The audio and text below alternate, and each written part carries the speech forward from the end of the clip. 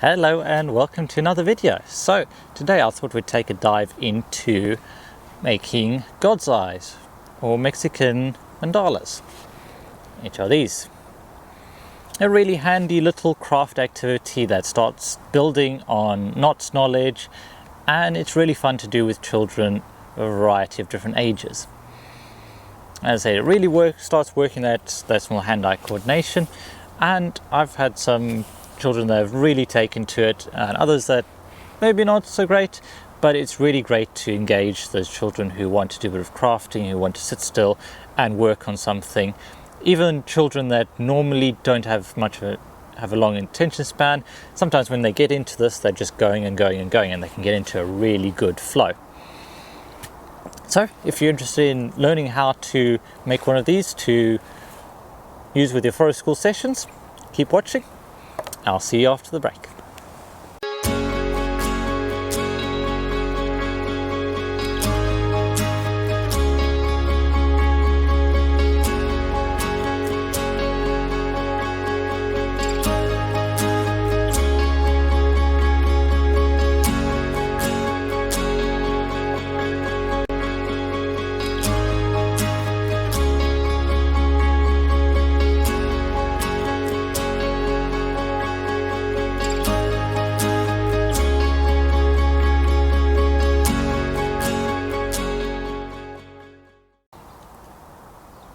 Okay, so to get started, this is what you'll need.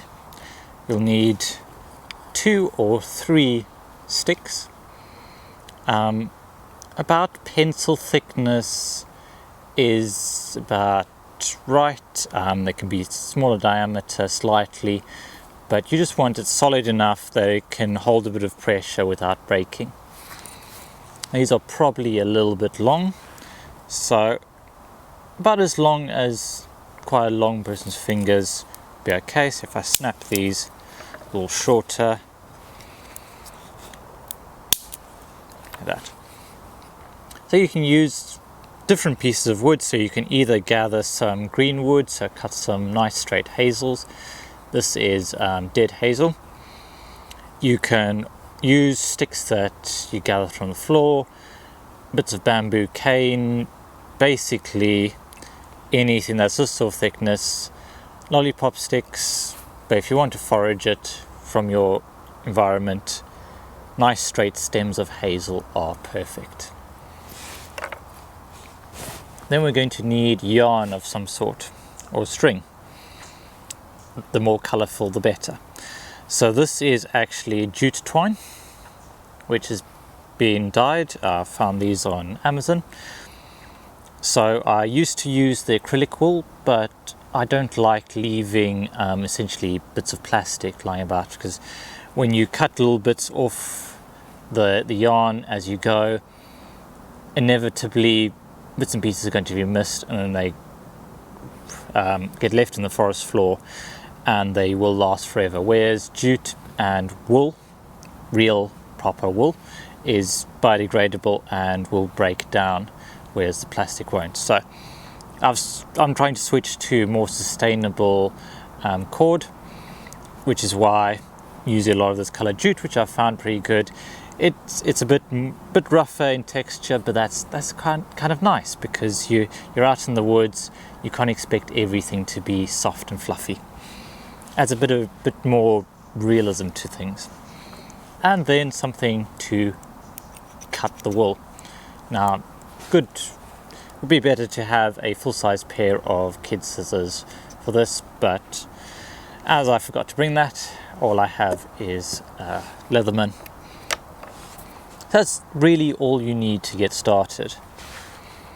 So first of all, you're going to choose your initial color, whichever color you want right in the center. So find a nice vivid yellow is pretty good. This is the part that children will generally need a bit of help with, so they'll generally be able to gather the sticks if you set the usual, okay, go find these, you want them pencil thickness as long as this, and then you just want to start off with, you just want to tie the two together. I find the simplest knot to try and teach is just to granny knot or a square knot, so you just cross over, go through the loop and pull it tight. Like I say, for little ones or for younger children, you may well have to tie this knot for them. For those who have already getting basic knot knowledge and good fundamental motor skills, that's fine. What you're going to do is then you go wrap around, try and keep nice and even at least 3 times. Then we can turn,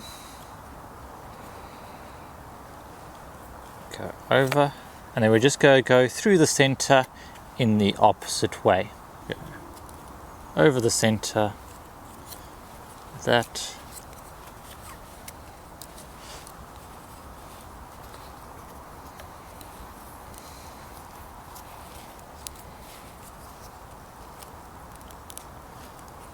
These 3 times.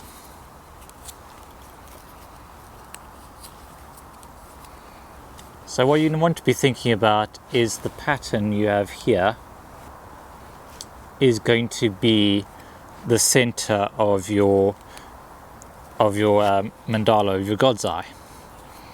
So you want to get it looking quite nice, so you can get the pattern nice and even. And then what we do is we start moving out from there. So usually with little children, this is the point where I will get them up to, just get them started off. Older children will go through the whole process together. We'll tie it off and then we'll wrap around to join the 2, and then we will move on from there. So what you're going to do now is start getting into a pattern. So the pattern is we go over the top of our stick, go round behind, and then we'll go cross over.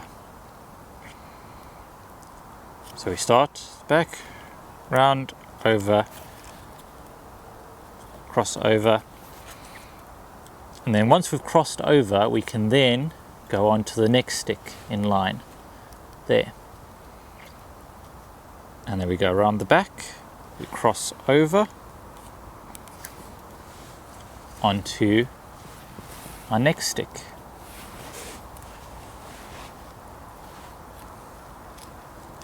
Round, cross over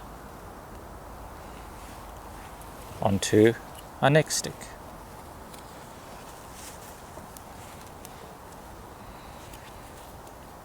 At that point we should have gone round at least once, and then we can start continuing the pattern. So we go, come over the top, cross over, and now it gets a little bit easier because you can kind of follow the established route of the pattern. So you go around the back, over, cross over. Go cross over to the next, round the back, cross over and round. So you want to keep all of these loops nicely in line together. So snugged up, nice and neat pattern. So that means kind of staying on the outside of your pattern. So you start in the inner circle and you gradually work your way out. Older children will get this pattern quite easily. For the younger ones, you may need to hold, and then you're just going to get them to go, okay, where are you going next? You're going to go over the top. Okay, then we go around that one.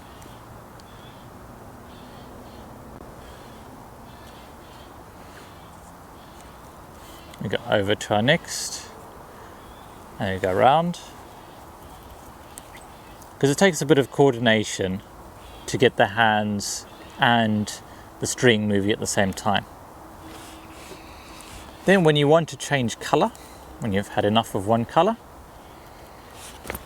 you just cut it off.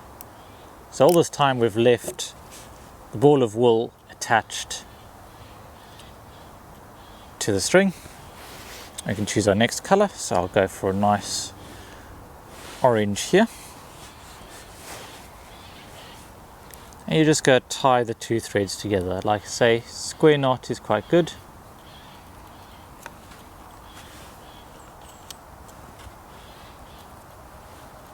Go crossover, flip it round, that, left over right, tuck the end through. Any way of knotting the two threads together. You can always come back later and trim these up. And then you can start going round with your new colour. If you've got any parents with your session, this is the kind of thing that they really get into, and will sometimes keep going long after the child's lost interest. Around. There's something very meditative about it.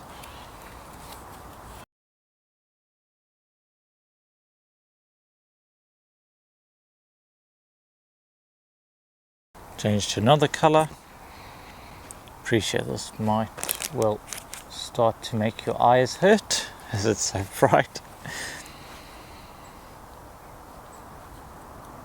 You will have children that will either choose all the bright, eye-wateringly bright colours and put them all together, or those who will just go, you know what, I want to make the entirety of it black, just black as night. Not sure which is worse.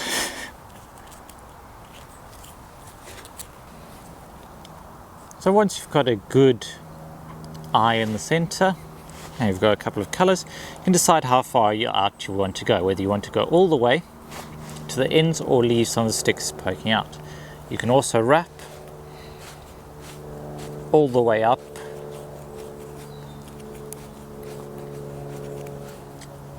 the end like that, and that can also be useful if we want to add in a hanging point. So if I cut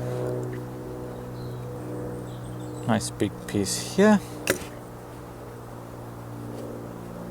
and then just tie it in a loop at the top.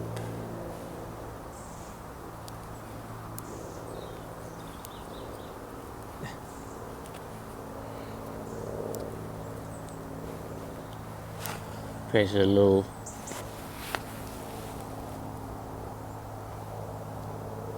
loop there. That can then feed into the back there, and then when I wrap around, I can trap it in place.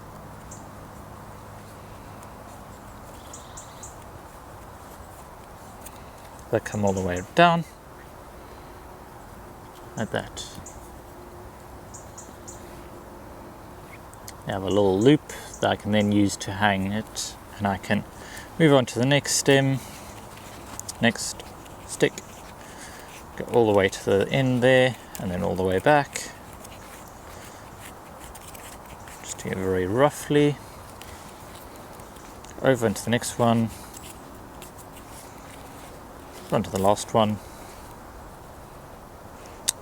And once we've finished our colours, we can then tie it off. The easiest way to do that is to bring your cord round and then just go through that last loop